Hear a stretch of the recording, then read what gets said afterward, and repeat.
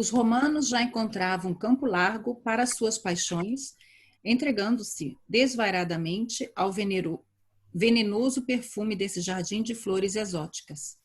Ao lado dos aspectos soberbos e das pedrarias rutilantes, o pântano das misérias morais exalava nauseante bafio. A tragédia foi sempre o preço doloroso dos prazeres fáceis. De quando em quando, os grandes escândalos reclamavam as grandes repressões. Nesse ano de 34, a cidade em peso fora atormentada por violenta revolta dos escravos oprimidos. Crimes tenebrosos foram perpetrados na sombra, exigindo severas devassas. O procônsul não hesitara ante a gravidade da situação. Expedindo mensageiros oficiais, solicitara de Roma os recursos precisos.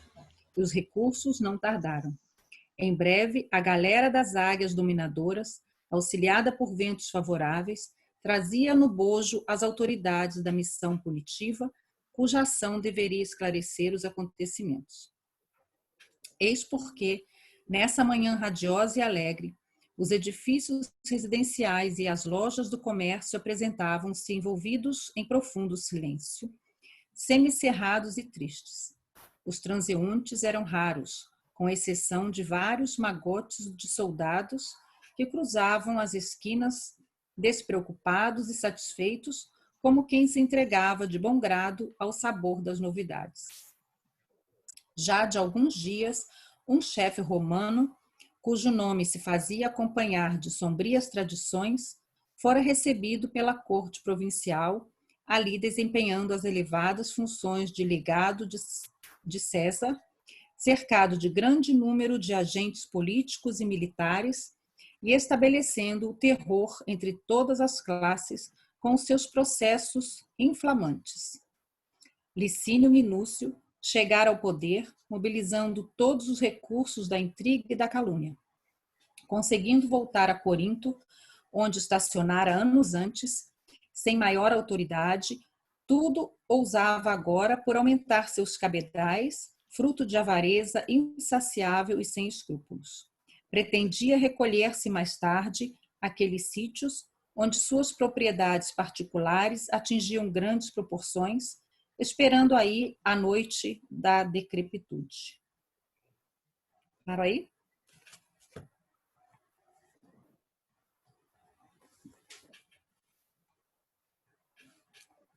Não estou te ouvindo, Pepita. Você está tirando o som? Tem que tirar. Não tem que tirar, Beata. Então, fala então. Vai. Rosana, vai até o término do parágrafo. Assim, de maneira... Tá. Assim, de maneira a consumar seus criminosos desígnios, iniciou largo movimento de arbitrárias expropriações a pretexto de garantir a ordem pública em benefício do poderoso império que a sua autoridade representava. Então, vamos parar aí. Gente, eu chamaria atenção para uma frase que ele coloca aqui, logo no início, quando a Rosana começou a ler. Ao lado dos aspectos soberbos e das pedrarias rutilantes, o pântano das misérias morais exalava nauseante bafio. A tragédia foi sempre o preço doloroso dos prazeres fáceis.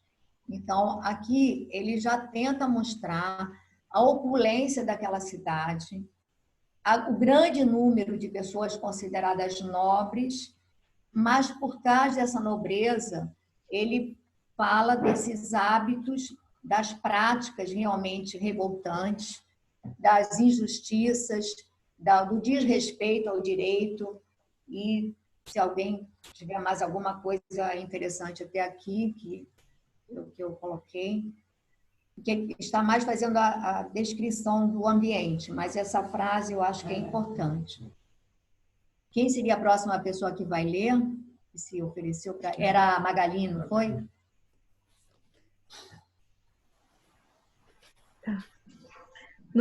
Numerosas famílias de origem judaica foram escolhidas como vítimas preferenciais da nefanda extorsão. Por toda parte começavam a chorar os oprimidos. Entretanto, quem usaria o recurso das reclamações públicas e oficiais? A escravidão esperava sempre os que se entregassem a qualquer impulso de liberdade contra as expressões da tirania romana. E não era só a figura desprezível do odioso funcionário que constituía para a cidade uma angustiosa e permanente ameaça. Seus asseclas espalhavam-se em vários pontos das vias públicas, provocando cenas insuportáveis, características de uma perversidade inconsciente. A manhã ia alta, quando um homem idoso, dando a entender que se buscava o mercado, pelo cesto que lhe pendia das mãos, atravessava a passos vagarosos uma praça ensolarada e extensa.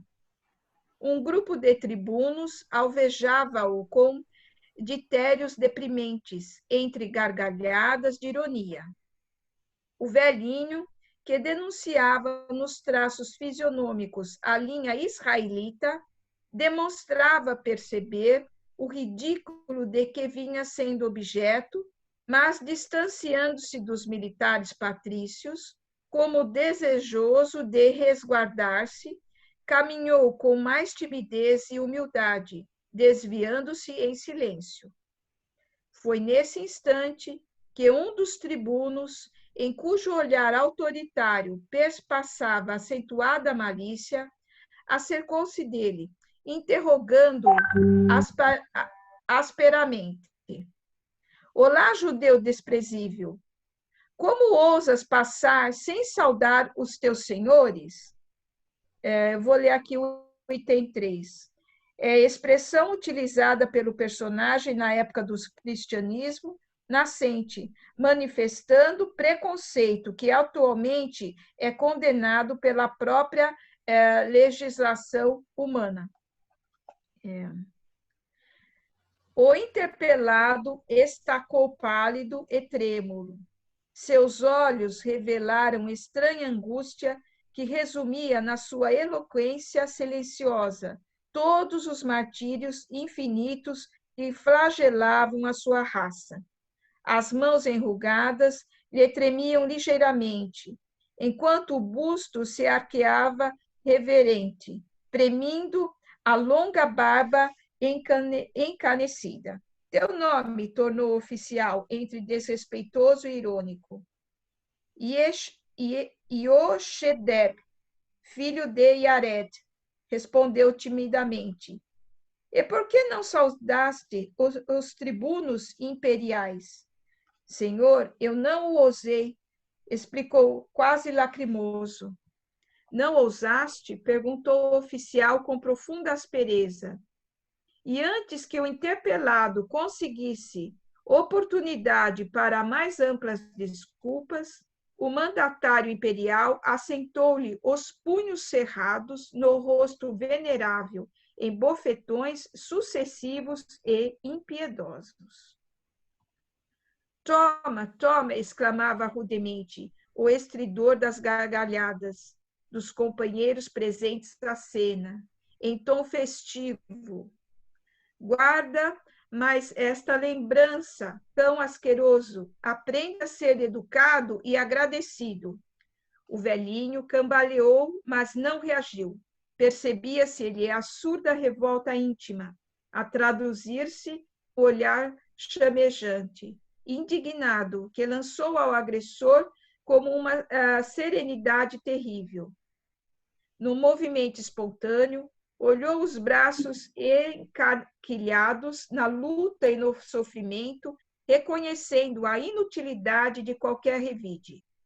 Foi quando o verdugo inesperado, observando-lhe a calma silenciosa, pareceu medir a extensão da própria covardia e, colocando as mãos na complicada armadura do cinto, voltou a dizer com profundo desdém: agora que recebeste a lição, podes procurar o mercado, judeu insolente.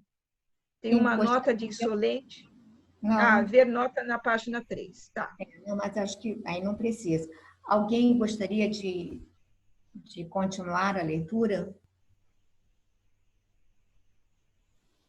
Cadê? Babi, eu não estou vendo as pessoas para até designar. Edith, quer continuar? Ah, bom. Ok. Rosemary, quer continuar? Eu posso. Espera aí. Deixa eu botar aqui na página. A vítima dirigiu-lhe então um olhar de ansiosa amargura, no qual transpareciam as dolorosas angústias em toda uma longa existência. Emoldurado na túnica singela e na velhice venerável, aureolada por cabelos branqueados nas mais penosas experiências da vida, o olhar do ofendido semelhava-se a um dardo invisível que penetraria para sempre a consciência do agressor, desrespeitoso e mau. No entanto... Esse trechinho, só um minutinho, Rose. Isso que você leu, gente, presta atenção nisso. O olhar do ofendido semelhava-se a um dardo invisível que penetraria para sempre a consciência do agressor desrespeitoso e mau. Então, a gente vê o seguinte, que certos acontecimentos ficam gravados na nossa consciência, atormentam a nossa consciência e eclodem em um determinado momento. Então, esse flash, a expressão do Yojedeb, não sei como é que... O olhar dele vai penetrar essa consciência e vai eclodir num dado momento, naquela sensação de remorso. E nós vemos isso muitas vezes nas reuniões mediúnicas, quando determinados espíritos eles voltam com determinadas vivências de algo que os atormentou profundamente. O Hermínio Miranda faz narrativas também nesse sentido. O indivíduo, às vezes, era soldado, matou um monte de gente, mas o olhar ou daquele idoso ou daquela criança que o penetrou fica gravado e fica aquilo ali como se fosse algo latejante que vai eclodir. Enquanto a gente não reparar, não teremos paz, não teremos sossego, né? Então, isso é muito importante, porque isso acontece no nosso dia a dia, né, gente? Desculpe, Rosemary, pode ir. Nada, estou até anotando. No entanto, aquela dignidade ferida não se demorou muito na atitude de exprobação, intraduzível em palavras. Em breves instantes, suportando os ditérios da geral zombaria, prosseguiu no objetivo que o levara a sair à rua. O velho Joseph experimentava agora estranhas e amargas reflexões. 2 lágrimas quentes e doloridas sulcavam-lhe as rugas da face macilenta, perdendo-se nos fios grisalhos da barba veneranda. Que fizera para merecer tão pesados castigos? A cidade fora trabalhada pelos movimentos de rebeldia de numerosos escravos, mas seu pequeno lar prosseguia com a mesma paz dos que trabalham com dedicação e obediência a Deus. Então, a gente vê que, não sei exatamente como se pronuncia, se é Yojedeb ou eu não sei. Né? Então, eles eram uma família judaica, tradicional, e que eram tementes a Deus. Né? Então, eles praticavam, então eles se isentavam das turbulências, dos tumultos da cidade para viver pacificamente no recato do seu sítio, né? Da sua área, né? Da sua casa. Pode prosseguir, Rosa. A humilhação experimentada fazia-o regressar pela imaginação aos períodos mais difíceis da história de sua raça. Por que motivo e até quando sofreriam os israelitas a perseguição dos elementos mais poderosos do mundo? Qual a razão de serem sempre estigmatizados como indignos e miseráveis em todos os recantos da terra. Entretanto, amavam sinceramente aquele Pai de justiça e amor, que velava dos seus pela grandeza da sua fé e pela eternidade dos seus destinos. Enquanto os outros povos se entregavam ao relaxamento das forças espirituais, transformando esperanças sagradas em expressões de egoísmo e idolatria, Israel sustentava a lei do Deus único, esforçando-se em todas as circunstâncias por conservar intacto o seu patrimônio religioso, com sacrifício fora da sua independência política. Gente, a minha irmã estava até falando que nos Deuterônimos, né, Babi? Você tem o trecho aí, nos Deuterônimos, Moisés fala dessa advertência que ele faz ao povo, 900 anos antes de Cristo. Moisés, você está com o trecho aí, Babi? Não? Eu não anotei porque você tinha. Não, se não tiver, não tem problema.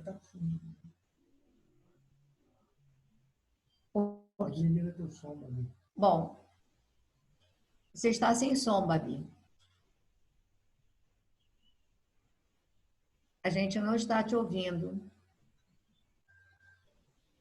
Bom, então, ele fala que se eles não se arrependessem, se eles seriam, não teriam pátria, vagariam pelo mundo, né? Eles vagariam pelo mundo sem pátria e sem...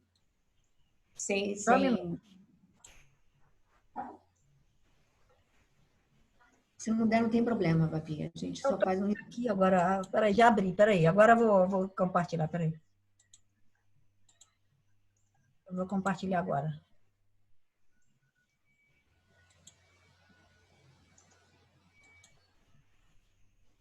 Olha só o que ele falava: o Senhor levantará contra ti uma nação de longe, da extremidade da terra, que voa como a águia, nação cuja língua não entenderás, nação feroz de roxo, que não respeitará o rosto do velho, nem se apiedará do moço. Aí depois ele fala aqui, ó: vocês serão desarraigados da terra em que estão entrando, para dela tomar posse. Então o Senhor os espalhará pelas nações de um lado ao outro da terra. Deuteronômio 28, 63. Quer dizer, Moisés falou isso há 1.500 anos praticamente antes de Cristo. Tá. Então, mas se a gente olhar, se a gente tiver um outro olhar, você vai ver que, na realidade, o fato deles serem espalhados, eu não vejo nem propriamente como um castigo, mas eu vejo como um papel que eles tinham, né? Você veja bem, está lá, essa família do José no meio de Corinto, com toda aquela prostituição, com toda aquela, né, aquela vida mundana, mas eles continuavam fiéis no culto a Deus, culto às tradições. Então, eles levavam todo um recato de uma tradição familiar, de uma tradição de um Deus único, e eles foram semeando isso também. Então, eles tinham eu vejo assim, eles tinham uma função, como tem, que até hoje eles estão espalhados pelo mundo todo, embora hoje eles tenham uma pátria, tenham Israel, mas algum motivo, né, alguns valores eles tinham que compartilhar, né, e eles têm esse papel. Então, a gente tem que olhar se eles tinham os fariseus, eles tinham uma série de coisas que não eram boas, mas ninguém é perfeito, né? Mas eles tinham valores. Então, aqui a gente já vê essa importância. Emmanuel, de uma certa maneira, em outras palavras, tenta lembrar as palavras de Moisés, tá? Que eram proféticas e que acabaram acontecendo, né? Então, se alguém quiser fazer algum comentário sobre esse trecho, deixa eu ver quanto tempo nós temos. Nós temos 20 minutos. Ou se vocês quiserem comentar o que foi lido, ou como temos uma parte maior de descrição, se vocês quiserem continuar mais um pouco com a leitura, a gente continua. Ninguém quer falar nada, então eu vou prosseguir com a leitura. Verônica, quer ler um pouquinho mais? Posso ler.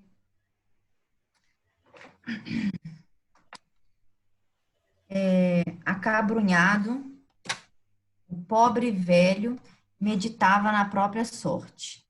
Esposo dedicado, enviuvara quando aquele mesmo Licínio Minúcio, questor do império, anos antes, instaurara nefandos processos em Corinto, a fim de punir alguns elementos de sua população descontente e rebelada.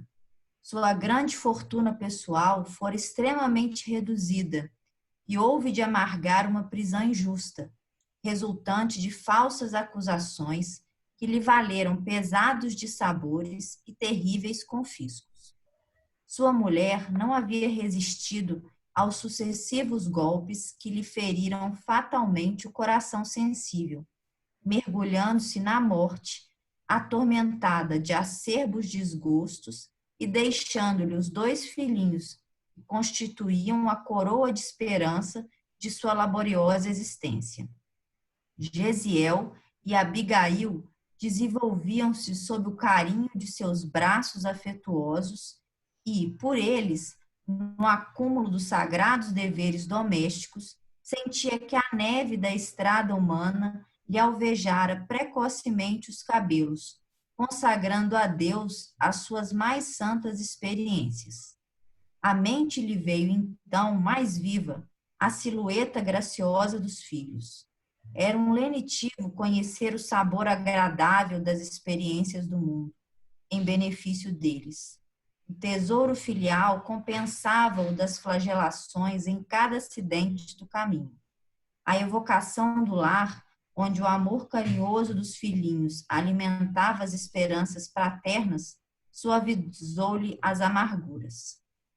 Que importava a brutalidade do romano conquistador, quando sua velhice se aureolava dos mais santos afetos do coração?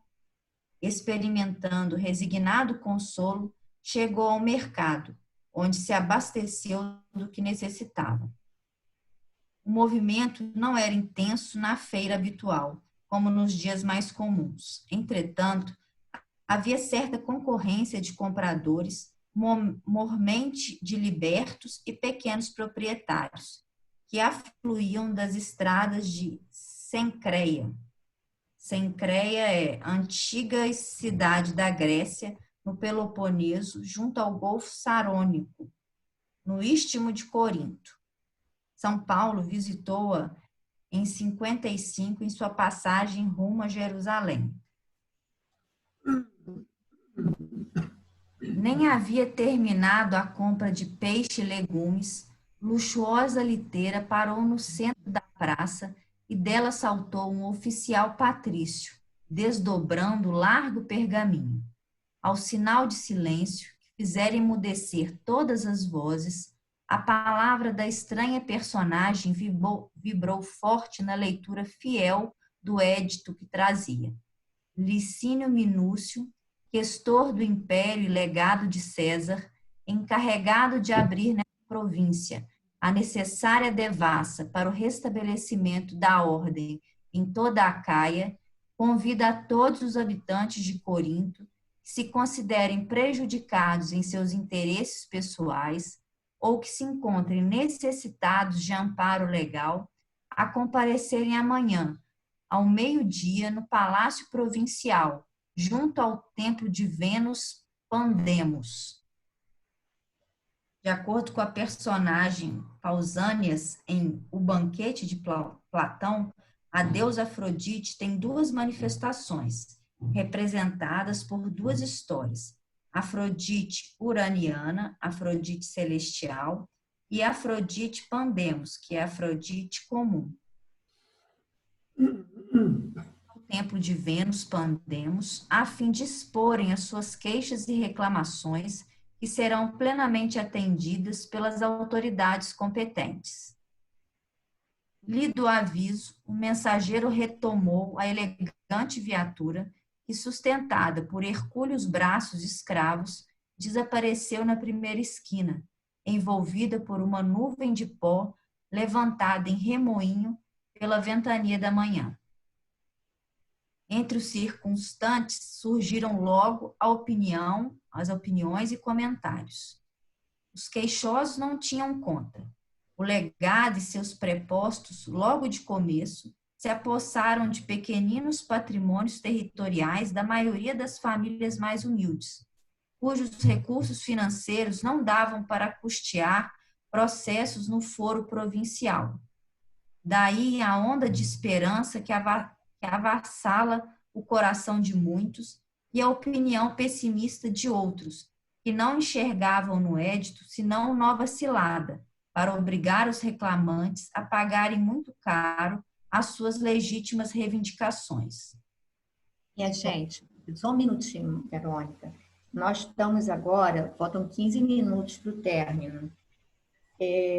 Vocês gostariam de comentar alguma coisa desses relatos, né? Que, na realidade, de lá para cá, nós evoluímos ou não evoluímos, porque parece, repare, a arbitrariedade do poder político, a maneira, né, como as coisas eram feitas. A gente reclama hoje a beça, nós reclamamos hoje dos nossos governantes, nós reclamamos dos nossos políticos, a gente fala da corrupção, é claro que a gente não pode ficar acomodado e não pode... Mas, na realidade, essas práticas e essas tendências, elas vêm de muito longe. E se a gente for fazer uma comparação, nós já estamos no lucro, não é? Nós já estamos num determinado lucro. Você repara que bastava o indivíduo ter uma patente lá da administração romana, que ele fazia o que ele queria. A família do José-Deb, na realidade, já tinha sido extorquida. Não é? Ele tinha sido aprisionado, eles tinham confiscado grande parte da propriedade, que levou a esposa a adoecer quando ele fica preso, e ela acaba falecendo. E ele fica com os 2 filhinhos. Agora imagina, ele fica com Abigail e Estevão. Se a gente consegue avaliar, Gesiel, vira Estevão, né? Se a gente consegue avaliar a extensão, a dimensão dessas almas, a grandeza e a nobreza, imagina a bênção desse homem, não é? Que tem esses 2 filhos. E a gente acha estranho que, assim como a narrativa diz que várias pessoas, diante desse anúncio, que eles seriam ouvidos para fazer as reclamações, as pessoas já viam ali uma nova cilada, mas por que o José-Deb não entendeu assim? Por que ele queria reclamar ainda assim? Né? Não, ele fala aqui, ele pensa em reclamar. Né? Então, a gente... Agora, eu queria também ver se vocês quiserem fazer alguma colocação e se vocês acham que realmente a gente lê passo a passo, é porque agora o início do livro, ele, digamos assim, é menos conteúdo e é mais narrativo. Depois as coisas tomam uma dimensão maior. Né? Aí eu queria saber de vocês a avaliação desse andamento também da gente. Alguém tem alguma coisa? E tudo que a gente leu hoje, que queira comentar alguma coisa?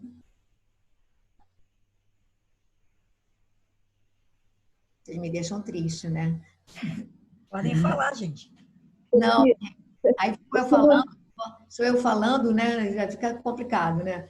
Mas você tinha falado que tinha uma coisa para falar. Por que você não para agora e fala isso que você ia falar lá no início? Ai, sim. O que eu ia falar é que eu pedia para minha irmã, eu passei para ela um mapa desse domínio, né, do Alexandre o Grande. E é impressionante, porque essa criatura, que ele viveu 33 anos, aos 20, o pai, que era o Filipe II da Macedônia, falece, e ele com 20 anos ele tem que começar a lutar para poder garantir o próprio reino, né? Porque ele tinha irmãos de outras esposas do pai, né? E aí ele ele vai conquistar, em pouquíssimo tempo, ele conquista toda aquela região litorânea da Ásia Menor, do resto da Grécia, porque ele era da Macedônia. Naquela época não era Grécia, era Macedônia ao norte e ao sul era o Peloponeso. E ele vai conquistar o restante da atual Grécia, ele vai conquistar a parte da Itália, ele vai pegar uma parte da costa da França, da Espanha, né? E aí, Babi, coloca esse mapinha para eles só terem uma ideia. Uma parte da África.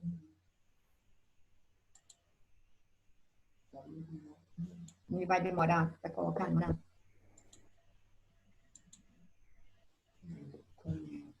Vocês estão vendo? Tudo que está em vermelho, ó, a Macedônia está aqui, né? Está aqui, lá escrito lá, em cima, na parte coisa. Então, toda essa parte de vermelho foram as conquistas de Alexandre o Grande. E qual é a importância disso? É que esses povos, naquela época, eu vou dizer para vocês, ele nasce em 356 a.C. e morre em 323. Ele começa, depois que ele assume, depois de 330, né? São 20 anos.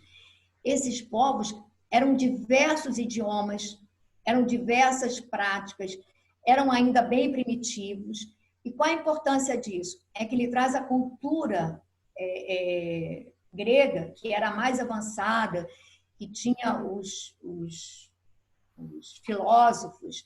Ele é, inclusive, deixa eu ver, eu tinha aqui colocado, ele é por um filósofo, acho que agora eu esqueci o nome do filósofo, que foi educador dele, do próprio Alexandre. E ele vai preparar o terreno exatamente para a expansão do cristianismo. Essa região toda aqui da Ásia Menor é onde tem todas aquelas cidades que Paulo vai percorrer. E aqui, Corinto, está bem aqui, mostra para eles Corinto, Babi. Corinto, essa parte toda aqui, ó, a Corinto está aqui, na Grécia, né? Corinto está aí, é pertinho de Atenas. Ele vai até a Espanha, Paulo vai até a Espanha, ele visita isso tudo, e outros apóstolos vêm para o norte da África, né, que nós temos Alexandria, que Alexandria está mais para cá, que não aparece aqui, mas nós temos toda essa parte da África. E Tarso fica aqui, ó, olha Tarso, gente. Passa aí, Babi, Tarso, tá vendo Tarso? Onde está escrito Ásia Menor, que no final do... Aqui, Tarso. Tá? Aí é Tarso. E Tarso, na época, era uma cidade profundamente assim, desenvolvida, porque ela tinha sido tomada pelos romanos, e depois ela foi... Deixa eu ver, eu tinha anotado aqui, mas aí eu botei aqui, não. 171 a.C., e Pompeu nos 70 a.C., mais ou menos, ela é reedificada por Júlio César e Pompeu. E o que acontece? Eles dão a Tarso, que ele era um porto extremamente importante, era uma cidade cosmopolita, era imensa, né? Assim, para a época ela era grande, e recebia estrangeiros de todas as regiões ali em torno, da Europa, da África, do Oriente, vinha gente de todo lugar. Por que isso é importante? Porque Paulo, embora fosse judeu, de uma família tradicionalíssima judaica, ele precisava ter uma visão ampliada e cosmopolita, universalista, para poder falar para os gentios, para não ficar assim preso ao que é da sua raça, né? Porque o judeu tinha muito isso, é só para os nossos, é a nossa raça, é a raça escolhida. Então, Paulo, depois assim dos desencantos que ele tem com os judeus, assim com relação à pregação, ele resolve falar para os gentios. E os gentios estão todos nessa região que vocês estão vendo de vermelho, que eram as cidades, os países, os povos que falavam koiné, que era o grego popular, que era o grego como se fosse assim, a língua universal da época. E é por isso que o Hermínio Miranda, quando ele escreve, ele diz que se a gente olhar os benefícios que o Alexandre trouxe, praticamente quase que o exime dos crimes, ou seja, do que ele deixou. E a gente tem que ver que em Tarso, naquela época, só havia 3 universidades no mundo de então, que era a de Atenas, que era a de Alexandria, e aí, dado o desenvolvimento de Tarso, quando Pompeu ele dá a cidadania romana, isso é outra coisa importante. Pompeu ele faz um edito ali, que ele dá a cidadania romana a todos os tarcenses que, a partir daquela época, nascem livres. Então, Paulo de Tarso, é por isso que ele tem a cidadania romana, porque Júlio César, ele reforça, quer dizer, ele como é que a gente fala?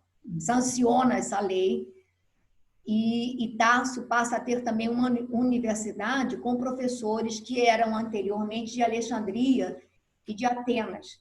E é por isso que Paulo de Tarso também tem toda essa cultura universalista para a época. Então, é só para a gente ter uma ideia de como as coisas são preparadas, como é que a espiritualidade maior prepara os cenários, mas no seu tempo, porque a gente quer ter uma visão assim, tempo de regeneração, a gente não consegue ver as etapas, não consegue ver, né? E nesse trecho também que vocês estão vendo, que a minha irmã que teria que sinalizar, Qual? Essa parte aqui tem Mileto, Éfeso, toda essa parte toda aí, depois Corinto, essa parte, em todas essas cidades por onde Paulo vai passando, havia as comunidades judaicas e havia as sinagogas onde ele ia pregar inicialmente. Eu achei tudo isso muito importante. Eu achei assim, gente, como a gente tem uma visão apertada, como a gente não consegue lembrar, né, de tudo. Bom, então, se vocês...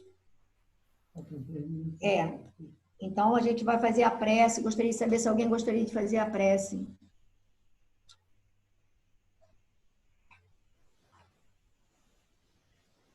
Alguém gostaria de fazer a prece de hoje? Então, vou fazer. Eu lembrei, o filósofo que foi o educador de Alexandre foi Aristóteles.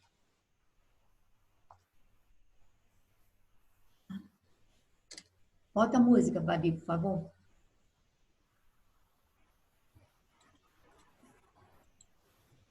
Senhor Jesus, Mestre amado, queridos amigos, agradecemos a oportunidade que nos reúne mais uma vez em Teu nome. Te pedimos, Senhor, que neste momento não permitas que os nossos amigos se despeçam sem levar em seus corações algo que ateste a vossa misericórdia. Te pedimos, Senhor, que visites o lar de cada um, que nos envolvas a todos em vibrações de paz, de saúde, de harmonia. Te pedimos que aquietes os nossos corações, que possamos ter calma e serenidade diante das dificuldades e dos obstáculos, que possamos ter a certeza de que estás no comando de nossas vidas.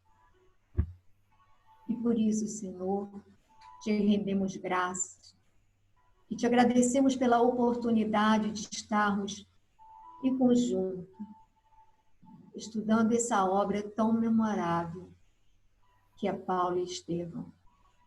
Nossa gratidão a Francisco Cândido Xavier, a Emmanuel, a toda essa equipe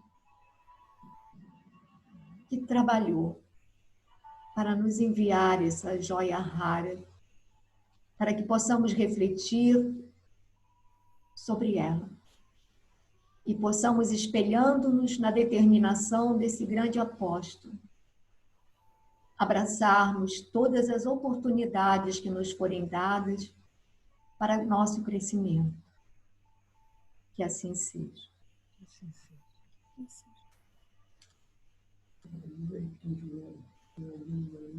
Alguém quer tirar alguma dúvida? Sim, quer dizer, até parece, né? Na hora assim, até parece, fico nervosa, esqueço tudo quando vou falar com vocês. É diferente quando a gente fala assim, né? Na nossa casa, né? Particularmente. Ou aqui na nossa mesa, particularmente, né? Oi, Eu vou Gracinha. eu vou me despedir, eu tenho que sair, que tem a aula da Bela. Da aula. Tá, filho. Nada. Então, alguém quer colocar alguma coisa? O que vocês acharam? Vocês acharam que a leitura vai ficar muito maçante? Eu queria ouvir vocês para a gente ir ajustando o que vocês acharem que... Eu acho que se for ler... Eu achei ótimo. Eu achei que está ótimo dessa forma. Eu estou com uma dificuldade, eu tenho que voltar ao oftalmologista de novo. Começa a embaçar quando eu começo a ler muito tempo, mas eu estou achando ótimo dessa forma. Bom, para mim tá bom, tá fluindo bem. Eu acho que se for lendo e comentando, você comentando, vai... Mas, assim, se a pessoa... Porque, às vezes, passam coisas e o outro tem um olhar, né? A gente tem que ficar atento, né? No olhar que vocês também podem ter. E aí a gente, sei lá, pede um sinalzinho, pede um... Ou então anota e fala no final, né? Melhor. Aí a gente, né? Para a gente poder falar, né? Ou então agora a gente também comenta. Assim, eu achei... Não, eu acho, Pepita, que é melhor dessa forma que a gente fez, e assim, a pessoa fala no final, acabou de ler o trecho, e aí a pessoa se coloca, porque deixar para o final, às vezes complica, você vê, as pessoas precisam sair, entendeu? E aí, às vezes, né, então deixar para falar, conforme lê o texto, o pedacinho que lê, quem tiver alguma coisa, dúvida, ou quiser acrescentar alguma coisa, eu acho que deve funcionar assim. Para mim tá ótimo assim. Verônica, estou vendo a Verônica assim, está pensativa. Essa força jovem tem um peso maior, você sabe, né? Nada. Não, eu acho também que à medida que a pessoa for lendo, terminou, ou de repente parou um parágrafo, se quiser falar, porque, né, senão, se deixar para falar tudo para o final, já vão surgir com as outras coisas, né? Aí talvez ir embora. Claro que não vai ficar interrompendo toda hora para poder falar, senão realmente não vai fluir. O problema é várias pessoas querendo falar. Eu acho o seguinte, então, se as pessoas vão falar assim, se a outra pessoa já falou, eu pelo menos faço isso, se eu vi que a outra pessoa já falou tudo que eu queria falar, não preciso eu repetir, entendeu? Eu acho que senão vai estender demais. Eu acho que essa parte também não tem Essa parte disputa, não. Eu acho que a gente tentou aproveitar todas as deixas, né, que foram dadas, né, nessa parte. Gracinha queria falar, Babi. Ela tira o coisa. Não? Não. Eu queria... Não. Eu estou com sono, Rosana. Não, eu acho também importante falar aos poucos, porque no final a gente acaba esquecendo ou sai talvez se diz, da parte que a gente queria comentar e depois já não tem nada, não tem muito a ver mais. Mas eu acho também muito importante essa parte histórica. Quando eu comecei a ler de novo Paulo e Estevão, eu mesma fui procurar, né, o Corinto, a Caia, esses nomes e essa parte que a Pepita falou agora também, né, sobre o grego. Isso tudo faz a gente entender melhor a situação, né, antiga, e essa parte agora do Alexandre, achei muito interessante, que eu nunca tinha pensado nisso, né? Que ele preparou o terreno para o Paulo sem ninguém saber e sem ninguém pensar nisso depois. Gente, ele fez... É isso que eu estou falando, né? Eu acho que isso é importante a gente analisar esses detalhes históricos, né? Para a gente entender. Né? Não, e repara, se a gente parar para observar, ele viveu 33 anos. Ele começou, ele só assumiu o comando depois dos 20, porque aos 20 ele ainda teve as guerras internas lá da Macedônia para ele garantir o reinado, né? E aí, repara, ele teve praticamente 13 anos, né? 13 anos. 12 anos. Pois é. Você imagina, para ele fazer a conquista foi algo assim, claro que foi de uma maneira brutal. Também eu acho que se ele chegasse, gente, dá licença, eu vou aqui semear o grego, eu acho que ninguém ia se mexer também, né? Então ele chegou com brutalidade, ele chegou com tudo isso, mas ele semeou, repara, ele colocou uma língua universal. Por isso que você dizia assim, como é que os apóstolos saíam lá de... Né, Tiago foi para a Espanha, né? Até hoje Santiago de Compostela está lá em homenagem a ele. Tiago foi para a Espanha. Aí vocês ficam se imaginando, gente, o hebraico é muito diferente. Como é que... E a língua que era falada naquela época, nem se sabe direito qual era, tinha os fenícios lá, tinha isso. E aí eles encontravam o Koiné, que eles já falavam, porque eles também eram colônia romana, repara. Israel, Jerusalém, aquela parte toda, também era colônia romana. Então, eles também falavam Koiné. Porque a gente tem que saber que o grego clássico e o latim clássico eram só para os literatos, para as pessoas mais cultas, que era muito difícil. O povo falava a Vulgata Latina, falava o Koiné, né? E a gente fica vendo... Acho que se a gente lê a obra, você não atenta, que eu acho que é bem interessante, atentar para ver que o mundo caminha sob um comando maior, mesmo quando a gente não tem noção. Eu vi que o livro novo tem agora essas notas, né? Que eu acho importante, o meu não tem. As edições antigas não tinham. O que eu pesquisei acabou que vocês leram aí nas notas. Então, achei bom. Como a Rosana até me pediu no privado aqui o trecho do Deuteronômio, eu até coloquei no grupo, se alguém quiser, o que fala da... No chat todo? Onde você colocou? No grupo, Paulo Estevam. No WhatsApp. Entendeu? Obrigada. Alguém mais quer falar alguma coisa? Emilson, gente, apresenta a vocês o Emilson, marido de Deise, que está lá escondido. Oi. Está escondido. Tudo bem? Olá aí, você tem que nos ajudar, você é professor também, ó. Magali também. Gente, Alice, eu estou assim surpreendida de entrar para grupo de estudo, que a Alice sempre foi assim, tipo, eu acho legal, mas eu não quero compromisso com isso. Não se anime muito. Então tá. A Alice é aquela que eu conheço de muitos anos atrás? É a mesma Alice, é a mesma. Você está sempre discreta, hein? De muitos Não anos. reconheço. Eu também ia reconhecê-la. E de Norá, Andréia, Ana, seu Antônio, tudo bem? Bom, Andréia? Tudo ótimo. Boa tarde para todos. Agora que eu vi. O seu Antônio lá. Está escondido também, seu Antônio. Sim. Rosemary, alguma coisa? Para mim, eu estou adorando, porque não é só ler. Eu gosto dessa coisa de esmiuçar, de saber o detalhe, de você colocar a história junto, porque você vai dando um embasamento e diz assim, cara, Deus está no controle de tudo, né? Até o que era bárbaro, né? Pois é.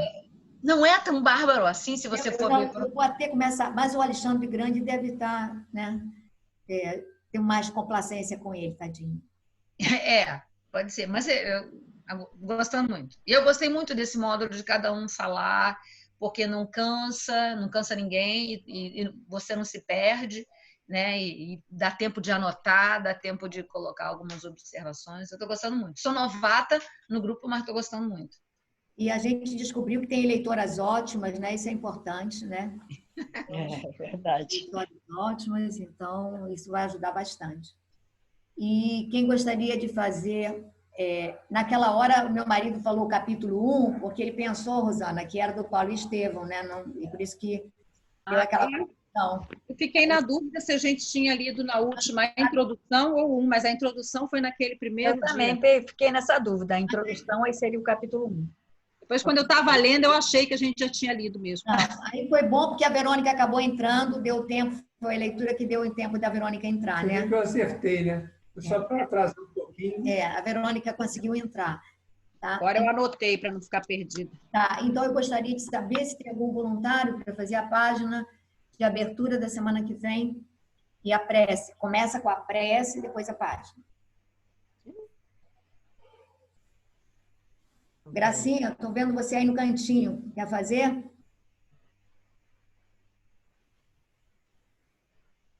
Tira o seu som. É melhor a gente não fazer o compromisso agora, porque, a princípio, sexta-feira acaba o período de casa, né? Enquanto o governador não se pronunciar, a gente não sabe se a gente vai ficar. Tá bom. Então... eu faço. Então, ninguém se Babi, então, a Babi vai fazer o capítulo 3, tá? O capítulo 3 do Pão Nosso. 3, viu, Beto? 3. 3 do Pão Nosso. Babi. Já tinha contestado aqui que era 3. Que 3? Fazer o 3. Tá, então... Babi. Tá bom, 3, já marquei. Então tá, gente, olha. Foi bom, muito bom. Adorei. Beijos a todos, boa noite aí pro pessoal que já está de noite. É verdade. Boa noite, Matias. Boa noite. Boa noite. Tchau, gente. Tchau. Boa tarde. Boa noite. Boa noite. Tchau.